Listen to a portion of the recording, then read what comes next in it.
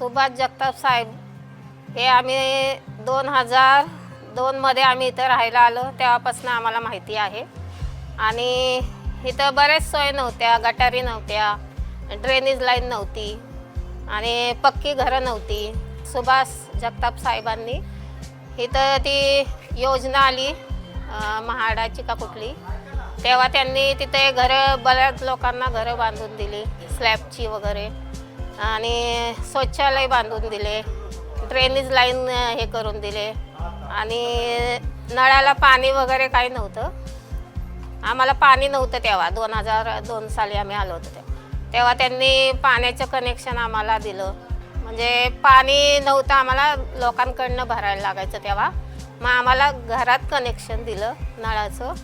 आणि बचत गट चालू केला आम्ही, नागर वस्तीमधनं बचत गट चालू केला।